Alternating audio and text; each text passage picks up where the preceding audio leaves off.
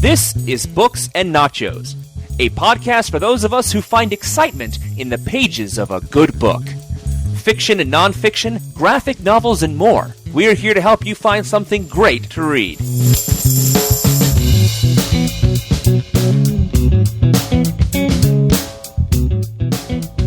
Hello, and welcome to Books and Nachos, the Venganza Media podcast about all things in print.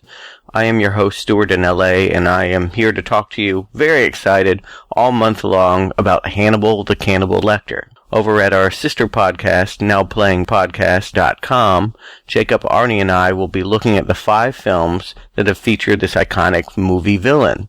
But although over there I'm the big expert because I've seen all the movies, I realized I haven't read any of the source novels that inspired these movies. So I decided, much like I did last time with Philip K. Dick, I would read the source material concurrently with us screening and talking about the films and share my thoughts with you on the original work right here, Books and Nachos. And word up, I am definitely going to be spoiling the hell out of everything. There are tons of plot spoilers and character details you may not want to know if you haven't seen the films or would just like to approach them fresh. So just be aware that I have no qualms about talking about every detail that strikes me in these books. So I really relish the ability to share with you now my thoughts and impressions of Red Dragon. It was written in 1981. It was Thomas Harris's second novel after Black Sunday, a terrorist thriller. It involved police and was police procedural, but not forensic. It had a different bent to it entirely. And of course, it didn't have Lecter. Red Dragon is the source material to inspire Manhunter, our first episode in the Now Playing series. So if you're wondering where that book connects to, it is Red Dragon. It's also the source material for the 2002 Red Dragon. This book was actually filmed twice, with 2 different Lecters portraying him. The story of Red Dragon actually concerns itself more with Will Graham, who is a criminal profiler who is so good at his job, he actually, in order to catch killers, starts to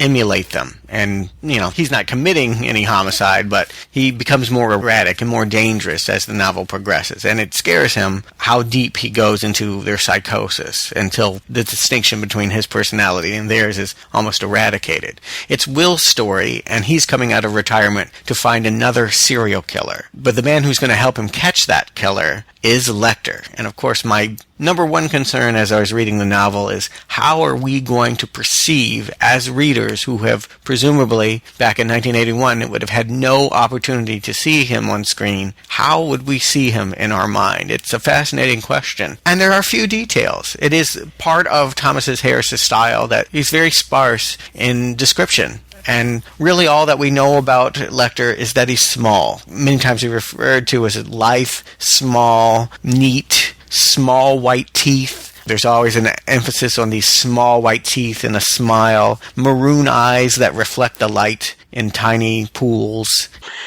There's one thing about Lecter that makes him stand out as a freak, as a unique, as someone that you would pay attention to otherwise, because for the most part, these descriptions are unassuming, an unassuming, unthreatening man.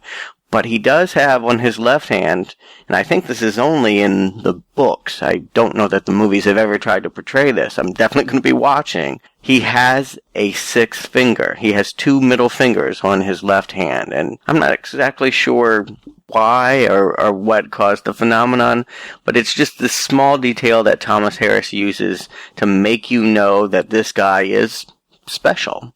Because otherwise, we don't get too much. It's impossible to know, based on this book, exactly what we are to look at, other than it's unassuming, something that you would not think of as being so malevolent. And that's kind of Lecter's key, right? It isn't that he is the most physically imposing person. It is that he insidiously works his way inside your mind. And here, he's working his revenge plot against Will Graham because that was the criminal profiler that put him away. At the start of Red Dragon, he is already in a jail cell, and we never see him free at any given point. But he is planning, if not exactly a breakout, a revenge plot by pitting this new killer against Will Graham's family. Now, Will is there presumably to get Lecter's perspective on things. Keep in mind, this man is a noted thinker. He actually is still published in medical journals. He is if not practicing, a legal psychiatrist,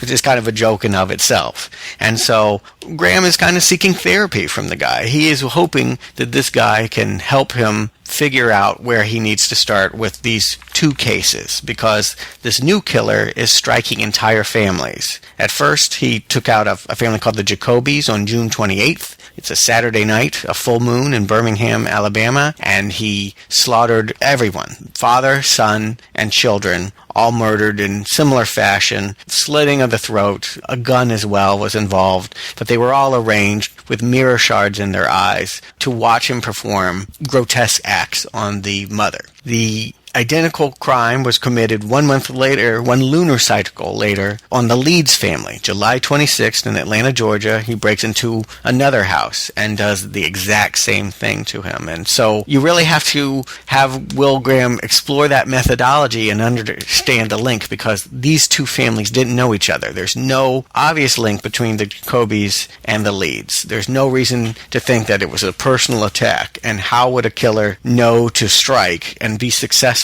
in taking out entire families in this matter? It's what Will Graham has to do. And he does so out of obligation, out of nobility. We like this character because he's self-sacrificing. He's actually out of the force. He doesn't work for the FBI anymore. And he's not on their payroll. He's a mechanic retired to Florida. And he's got a long knife scar from his left hip to his right rib cage left by Lecter. That's the thing that reminds him how dangerous his work is and how deadly it is. The woman that he's with, she has a son from another marriage. He's trying to be a father to him and not entirely succeeding. You get the sense that there's tension at home and that he feels like he would rather be there to work through it, but it's unresolved business. I think that Lecter is unresolved business for him, and I think the idea that someone could be striking families and killing entire families is ruining the idea that he could create a family life for himself either. If he has the skills to catch this guy, he should use it, and that's certainly the way that his old boss, Jack Crawford, kind of wheedles him into taking the job and getting into this killer mindset.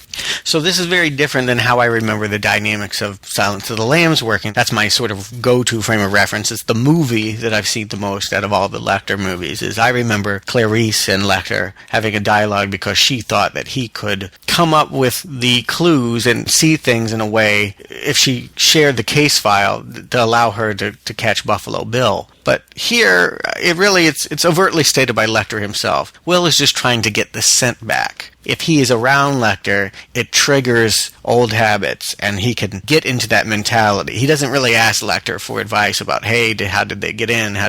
He just needs to be around the right company, because being a mechanic in Florida, he's just not in the mindset to be doing this yet. Trouble is on the horizon when these early dialogues with Lecter get photographed by a reporter named Freddie Lowndes, and he works for a nationally publicized rag. I guess you could equate it to the National Enquirer. It's called The Tattler, and he actually has been following Will Graham's career ever since he caught Lecter. Even snuck into the hospital room and apparently took a photograph of his colostomy bag because he was gutted and couldn't use the bathroom normally for a while. So we're told early that Freddie's kind of scuzzy because what he goes through to get the story, maybe it's not that different from what Will goes through to catch his killer, but it's all for his own benefit and financial gain. You don't get a sense that it's good that we know these kind of graphic details about colostomy bags and all as the reading public.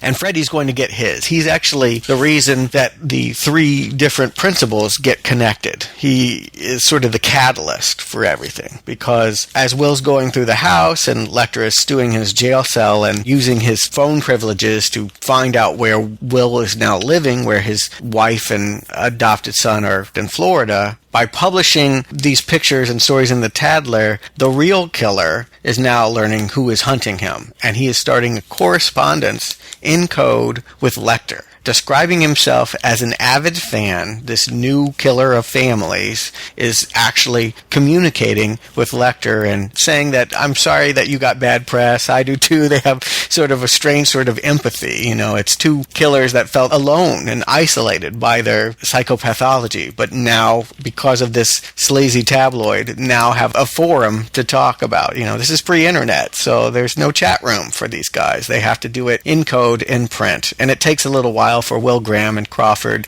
to figure out what's going on, and even longer for them to figure out how to manipulate that. So it's a weird bind for Crawford and Graham. They've got to figure out how best to exploit the situation. Do they let Lecter write his code before they have it figured out, and they let it go to print, and then Saul crack his code and find out that he said, Grand home in Marathon, Florida, save yourself, kill them all. So now, in trying to protect his family by killing this family killer, Graham has actually put his family right first and foremost in the firing line. This killer could target them next, and Lecter is urging him to do so. Will the avid fan follow through with that? That's the suspense, and it changes Graham. I would say that this gets him hardened, and he starts to realize the stakes at play, and not liking Lowndes anyway, he really sets up Lowndes to take the fall so that he can get the guy. He sets him up as bait. They take a picture together, and so that when the killer reads the story and reads some of the things they're writing about him, that he is going to want to go after this journalist. It's essentially summed up later, when Lowndes is captured and killed, that Graham is the one that kind of pulled the trigger on him. He allowed Lowndes to die so that they could get closer to the Tooth Fairy. Now, up to this point, this story feels very similar to the way that Silence of the Lambs, the movie, was structured for me. That there was three principal characters. That you had the investigator, that you had Lecter in the cage, sort of as mentor or threat, and then you had this run-amok killer. But once the Tadler storyline really takes root, and we can now meet the killer from beyond the scope of what Graham has put together in his criminal profiles. We meet him as Francis Dollarhide, a film developer. I would say the novel really changes, and it no longer feels like an equilateral triangle in which all three characters are equally important and a part of the story. It really becomes the Francis Dollarhide Tooth Fairy show from this point on, because we go into tons of backstory, and this is stuff I don't remember from the other movies. Perhaps it's there. It has been a while since I've seen Manhunter or Red Dragon, but there is all of this backstory about why Francis Dollarhide became this killer of families. And it's fascinating, don't get me wrong. I really like the conflicts here. He was born at the end of the Depression, an unwanted child. His mother was embarrassed by his deformities and didn't want him in the first place, and did not give her name in the delivery room. And it takes a while, but eventually Dollarhide does end up back in the care of his biological grandmother, and the reason why she knows that he is of her blood is because she also has a mouth deformity. They share a hair lip and an unusual teeth structure. And so she's the one that really raises him after age 6. And she loves Francis as much as she hates her own biological daughter, who's gotten snooty. She's married a politician, and, she has this coveted life that the grandmother and Francis would like to have. And so they set about a campaign to actually harass and punish and humiliate her. That the daughter's husband is in politics, and every rally that he speaks at, every time he goes out there on the campaign trail, the grandmother and Francis are there to humiliate him, to remind people, to let people know that there is a bastard offspring that this noble man is ignoring, and that his wife sired out of their marriage. And I think this is key, because I think this sets up the reason why Francis wants to target families. He isn't just trying to kill women in his adult life when he is becoming the serial killer. He is really targeting whole families, and I think it's really here where he started to covet and despise idealized, perfect nuclear families, as it were, because there they were up on the podium, in his face, a part of his blood, but he's not good enough to really share the stage with them. And the grandmother gets a little crazy. I think the scenario is a little bit like Psycho, Norman Bates and his mother. I think that's what Dollarhide and his grandmother's relationship relationship gets to be. An insane woman who a child is taking care of and who doesn't have all their faculties to begin with. And so he's sick, but he's trying to help someone who's even sicker, and I think that feeds into the later psychosis. It really gets him fixated on her set of dentures, which actually becomes his weapon of choice. When he breaks into the houses later, when he's in the Jacobies, when he's at the Leeds place, his signature move, really, is that he wants to bite the women and leave a tooth impression on them. This is the grandmother's dentures that he's wearing as he's doing this. But all this backstory, really, it is so much of the second half of the novel. And I think it's sad that Graham sort of drops out of the picture as he is becoming more in tune with Frances. We aren't seeing him as much as Frances. We're seeing him descend in alcoholism. His wife has to go into a witness protection program, so he's not around her, and she goes back to Montana, and he's more and more alone and left more and more into the thoughts and empty rooms where the families used to live, and it's just not an active character anymore. He is reacting to other things, and he is becoming depressed, and the active character, the one that we really are fascinated with, is Francis Dollarhide, because Lecter also drops out of the picture too. What else can he do? He's told the Tooth Fairy to go kill Graham, but the Tooth Fairy actually looks down on this. He was a fan of Lecter, but he saw this as weakness. He saw this as fear, and he does not want to be afraid anymore. His transformation in the story is to become the Red Dragon. There is a painting by the poet William Blake done in the mid-1800s, one specifically called The Red Dragon and the Woman Clothed with the Sun. Now, I don't know really the origins or the history of this painting, and I don't think Dollarhide does either. Francis simply was visually impressed with it, and inside of it, through his mental illness, he wants to be the dragon that's subsuming this innocent woman in the painting. It's sort of a strange, psychotic goal of his, and he goes so far as to actually fly to New York, see the painting on display, pretend to be some art historian so that he can actually get up close to the painting and eat it. He actually uses the teeth, Grandma's teeth, pop him in again, and to eat the painting so that he is now the dragon. And this inner dialogue he has with the dragon, the mental illness, it's the schizophrenia, if you will, because it is a whole separate voice that's telling him to do this, is really, again, a big character in the story. The most interesting thing that's going on here. But Lecter's out of it. His attempt to get Graham's family hurt only ended up with him being shunned, and Graham is in a drunken stupor and poring over the evidence again and again, and we now know who it is, so we really want to stay with Dollarhide, and we want to see if he is going to fully transform, because we're given the indication in the last 100 pages he might actually be saved. There is a woman that comes into his life. He works at a film developing company. That's actually how he finds his targets, we find out, is that back in the early 80s, people still shot Super 8 film, and it needed to be developed, and even though you'd bring it into your local grocery store to do so, they'd all mail it into a central location, and that central location is Gateway Labs in St. Louis. There's a blind woman that works there, naturally, in darkrooms. What difference does it matter to her? And Dollarhide sort of gets a crush on her and starts to date her, starts to feel normal about her, and the Dollarhide half of him would like to stay with her and see where this goes. The Red Dragon side of him is what pushes him to get rid of her and to continue on with his mission. They've found another family, and Red Dragon demands that he complete his task and go kill them. So that's the push and pull of the last half of the story. By the time Graham figures this out, they get there, the house is burned down, and the blind woman who has been in peril is rescued in time, and there is a body of someone with a tooth deformity inside. But it has been set up earlier that there is a man with a tooth deformity, a mouth deformity, down the road that works at the gas station. And through sort of a stretch of imagination, we find out that that man was killed, put in its place, and that Dollarhide / the Red Dragon is still on the loose. And for the last 25 pages of the story, there's one more climax of Dollarhide going to Marathon, Florida, and fulfilling what Lecter asked him to do in attacking Graham and his family. And so there is payoff for what Lecter has done. And you really get the sense at this point it's a last desperate stab. He knows that he can't continue to go on and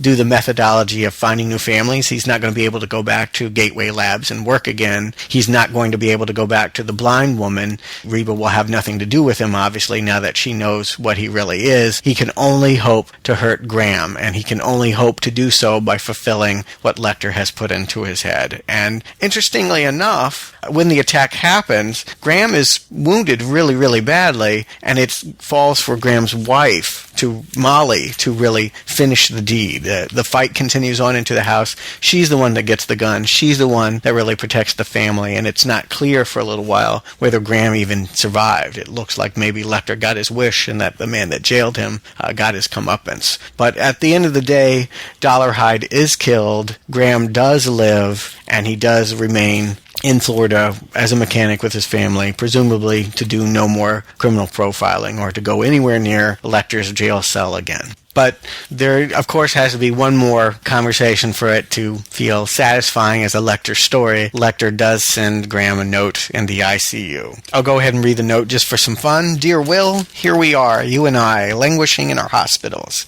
You have your pain and I am without my books. The learned Dr. Chilton has seen to that. We live in a primitive time, don't we, Will? Neither savage nor wise. Half measures are the curse of it. Any rational society would either kill me or give me my books. I wish you a speedy convalescence and hope you won't be very ugly. I think of you often. Hannibal Lecter. Interesting parting words, a little less complimentary than what he says to Jodie Foster in the movie of Silence of the Lambs, but structurally they feel very much like similar stories here, but imbalanced, because once Francis Dollarhide is introduced, we spend so much more time with him. It would be like watching Silence of the Lambs and then the second half of the movie being entirely spent watching Buffalo Bill building the well, how he moved into Mrs. Lipman's, all of the extraneous stuff that's interesting to know, and the kinds of things that a book can get away with telling us, but really don't move the plot forward. I feel like it would be hard for any movie to incorporate all of this backstory into a satisfying thriller, because it takes away from the thrilling part in answering who Red Dragon is. But the truth is, we got our fill of Red Dragon, but we're only getting started with Lecter. And of course, the next novel is the one that I'm most curious to read. It's the source material for one of my favorite movies of all time, Silence of the Lambs.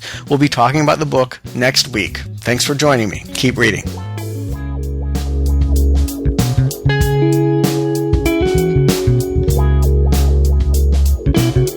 Thank you for listening to Books and Nachos. If you enjoyed this podcast, please leave us a review on iTunes, and you can catch back episodes at our website, booksandnachos.com. The music for Books and Nachos is The Right Prescription by Chai Weapon, which can be downloaded at podsafeaudio.com. Books and Nachos is copyright 2011, Venganza Media Incorporated, all rights reserved.